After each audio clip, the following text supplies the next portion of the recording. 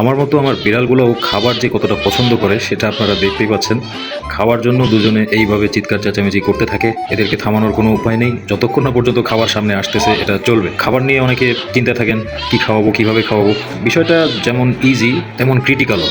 Critical এজন্য বলছি কারণ বিড়ালের খাবারের ব্যাপারে কিছু কিছু বিষয় আপনাদেরকে খেয়াল রাখতে হবে। যেমন আমরা অনেক সময় মনে করি যে আমাদের উচ্ছিষ্ট খাবারগুলো আছে, যেমন খাবারের বাকি অংশ, বাড়তি অংশ, হাড়, কাটা, নষ্ট ভাত, নষ্ট মাছ, মোটামুটি যা কিছু বেঁচে থাকবে এগুলাই হয়তোবা বিড়াল খাবে। আমরা এই ধরনের একটা মেন্টালিটি নিয়ে বসে থাকি এবং উচ্ছিষ্ট খাবারগুলাই মূলত বিড়ালদেরকে খাওয়াতে আমরা খুব পছন্দ করি, যদিও এটা আসলে ওদের খাবার নয়। বিড়ালকে খাওয়ানোর জন্য আপনার সবসময় কিছু বিষয় খেয়াল রাখতে হবে। প্রথমত যেটা সবচেয়ে জরুরি সেটা হচ্ছে আমাদের জন্য রান্না করা যে খাবারগুলা, এগুলো কখনোই বিড়ালকে খাওয়াবেন না। কারণ আমাদের রান্না করা খাবারের মধ্যে তেল, ঝাল, মশলা, লবণ ইত্যাদি অনেক কিছু অ্যাড করা থাকে, যেগুলো ওদের লিভার, কিডনি, ইন্টেস্টাইন, ওভারঅল ওদের ডাইজেস্টিভ সিস্টেমের উপরে অনেক ক্ষতিকর প্রভাব ফেলতে পারে। এজন্য সবসময় খেয়াল রাখতে হবে যে বিড়ালের যে খাবারটা এটা যেন শুধুমাত্র পানি দিয়ে বয়েলড করা হয়, সেটা চিকেন হোক, ফিশ হোক, বিফ হোক, যাই হোক।